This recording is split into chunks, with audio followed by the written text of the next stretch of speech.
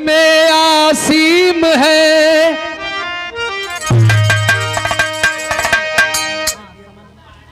स्वर्ग में आसीम है, इस तेरी जयकार हो। श्रद्धा सुमन अर्पित करूं, स्वीकार हो स्वीकार हो।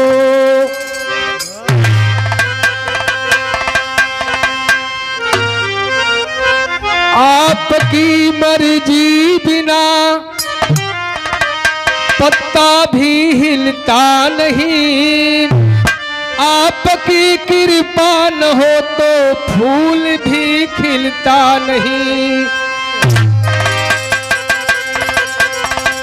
एक छोटी सी गीत के माध्यम से मैं उस गीत को बताऊंगा मास्टर साहब आपको।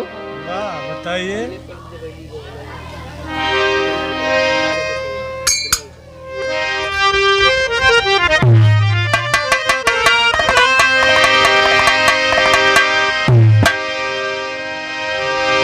प्रभु यीशु मसीह का जन्म जब हो जाता है बाबूजी, वहां का हेरोद राजा उस प्रभु यीशु मसीह के साथ क्या करता है, उस गीत के माध्यम से मैं बताने जा रहा हूं आप लोगों को।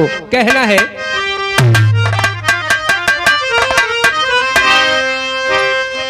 और स्वर्ग दूत स्वर्गवासे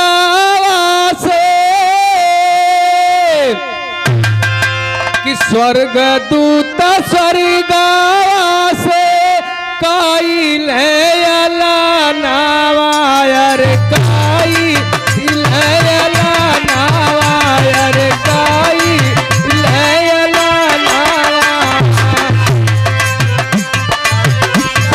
स्वर्गवासे काई ले अला नावायर काई।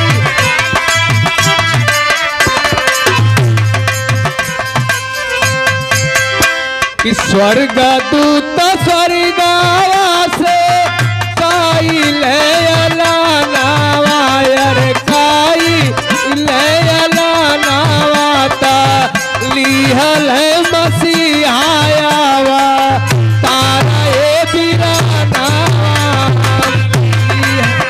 मसीहाया।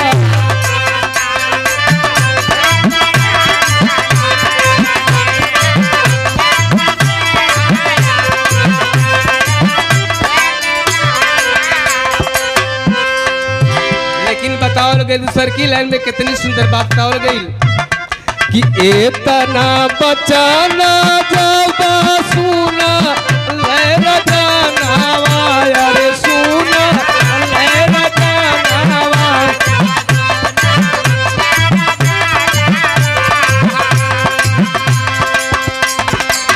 हेरोद राजा सुन लेता कि प्रभु यीशु मसीह का जन्म हो गया, हमारा दुश्मन धरती पर आ गया, लेकिन करते हैं क्या कि इतना बचाना जब सुना ले रजानावा यारे सुना ले रजानावा ता उठल पाय तल हम ताला वारा ए बिरानावा उठल पाय तल हम ताला वारा ए।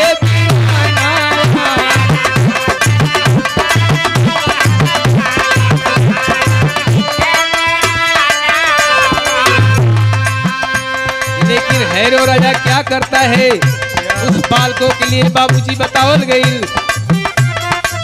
आराम से कि शून्य से 5 वर्षा तक के लला नावा यारे ताता के लला नावा।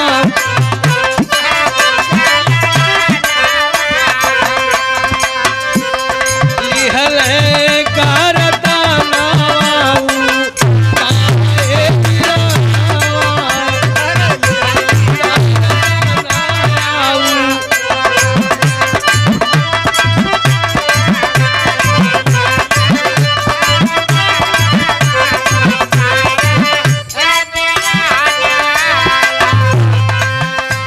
बाबू भैल का तीसर की लाइन में राज भर के बाचावन कैले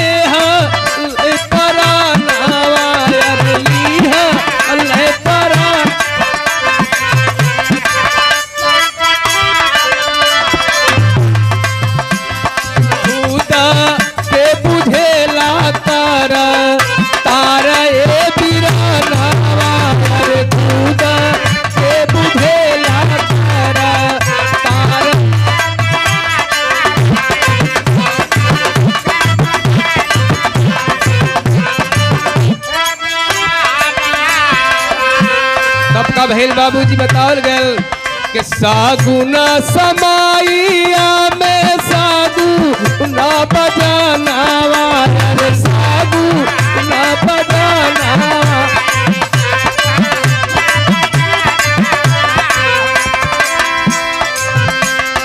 दसो 20 भैले आजो रारे बिराना, दसो 20 भैले आजो रारे बिराना।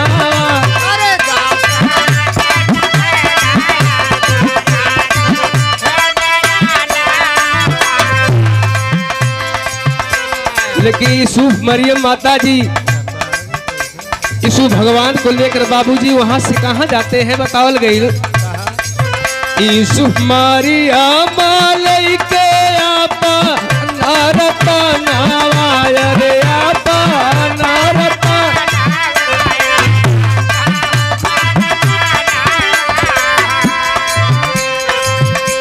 मिस्र देश भागे ते ही वार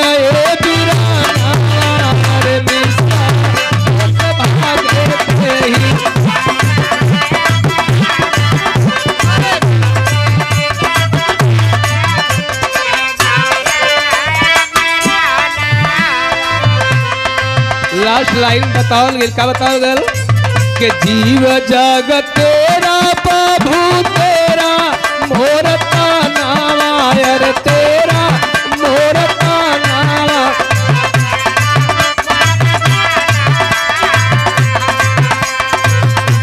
दिनेश श्याम करे जय जयकार